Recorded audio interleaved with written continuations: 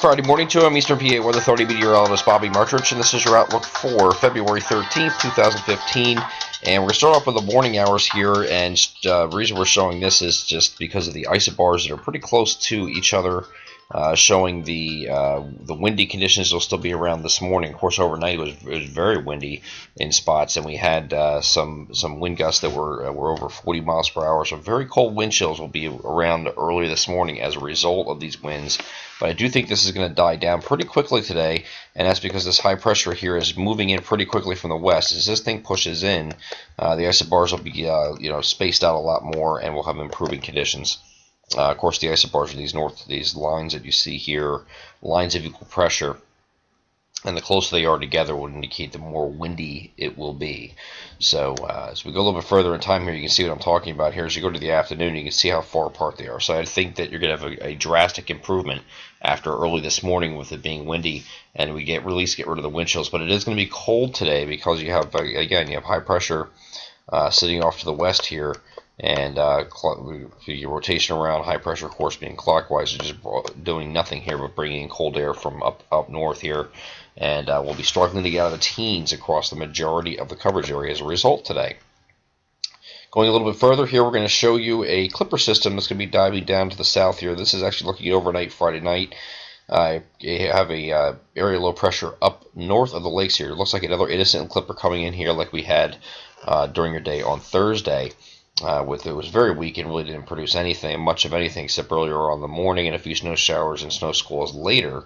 This one has a lot of punch to it, okay? And it's going to dive down from Canada here, and is going to end up in a position somewhere over most likely eastern PA or southeastern PA. We have we're actually showing the GFS here. The GFS is actually the farthest north with the vorticity at 500 millibars, and I'll show you what that means in a second. But this is a new run of the GFS here, or the overnight run. You can see it's starting to pick up on the fact that there's going to be more snow here, not just some very light stuff. So you have some light to at times moderate stuff here that's going to come in here in the evening hours, or especially toward the evening across our coverage area on Saturday. It's going to start in the afternoon, head into the overnight hours, and at least the first part of the overnight hours, and then probably until a little past midnight as well.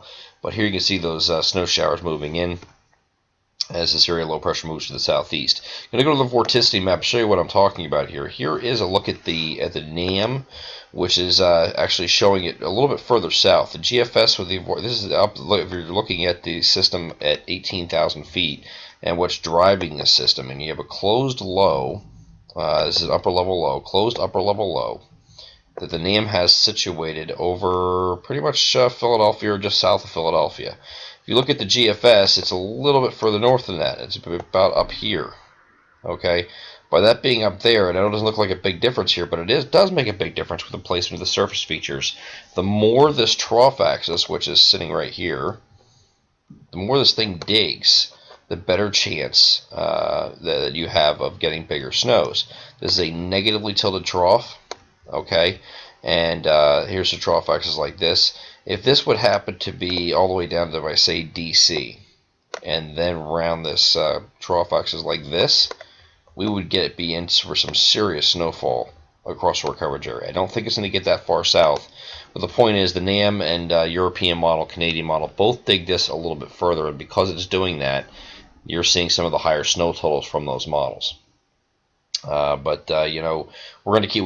We went very conservative on our first call, and people are looking at our first call and go, "Wow, you really didn't go that. You really went pretty aggressive."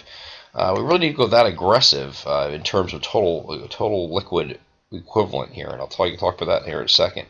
We'll go a little bit further here and just show you that this system is going to wrap up here in the overnight hours. And here are the isobars again. These are very, very tightly packed isobars that indicate some very windy conditions. Now you're talking about fresh fallen snow. It might be shutting off at this point, and it's going to get very, very windy. All that's going to do is just blow around everything that just fell. So you're going to have blowing and drifting snow, very poor visibility.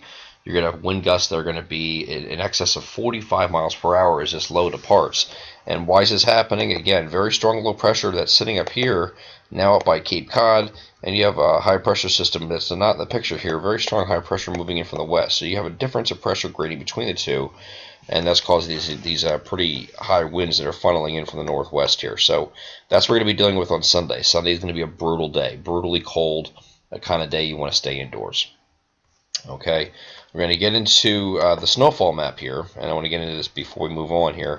This is actually the NAM showing the area. The only area we're getting a shaft here is going to be in south central PA. The rest of this area, now you're looking at these accumulations, and these are light blues, some medium blues here. Generally looking at a 2 to 4 inch snowfall. The only problem is the temperatures up aloft when you go up to about about 7 to 10,000 feet. Temperatures up there are going to be very, very cold. We're talking about temperatures that are going to be generally 18 to 20 degrees below zero, which is very, very cold air. So when you have that, and then you combine the fact that all the way down to the surface is pretty cold too, from your snow growth zone all the way down to the surface, you're going to have some very cold temperatures that will allow for a dry, fluffy, powdery snow. That's the kind of snow that will pile up pretty quickly, and it's not that heavy, wet snow that weighs itself down. So these totals on here, this map is assuming a 10 to 1 snowfall ratio. That's 10 inches of snow for every 1 inch of liquid equivalent.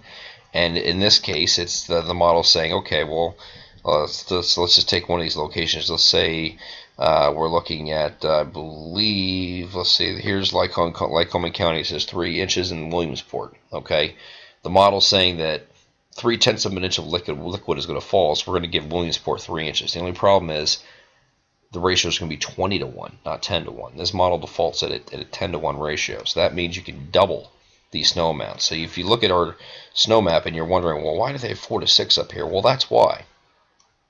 Even though these amounts up here are only showing 3-4 inches, you double that with the snow ratios that are expected, and up in this area especially, it's going to be at least 20 to 1, maybe 25 to 1 snow ratios. So you're talking about a snowfall that could be 4 to 6 inches. That's or maybe even greater than that. So we're going to put 4 to 6 inches up here. We have a 2 to 4 inch swath across the middle here, and even down here in south central PA, where it looks like you're getting a shaft and only an inch. Double that and you get 2. So here's your 1 to 2 range, and it goes all the way to Philadelphia, although the NAM is actually more impressed with Philadelphia too. We'll re-examine that today and see if we need to adjust that for the final call. That will be before the final call comes out on this system. Okay, we're going to go back to vorticity here, and actually go back to the main map. We're going to go beyond this real quick, because I do want to touch after this on the winds again. Once again, I cannot stress this enough. Look how tight these isobars are. This is now looking at Sunday morning, and this is where I think you can get your wind gust over 50 miles per hour. Very dangerous winds here. And high temperatures Sunday are going to be in the single digits for highs in many locations, and maybe lower teens if you're lucky.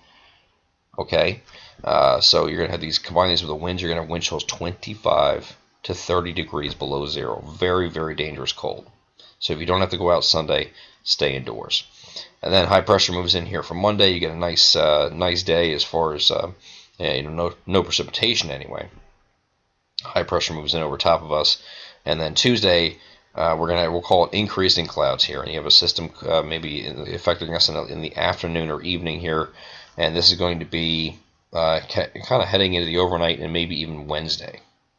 All right, there's a very big storm potential here. We have an elongated trough, which we'll get into after this first storm system clears.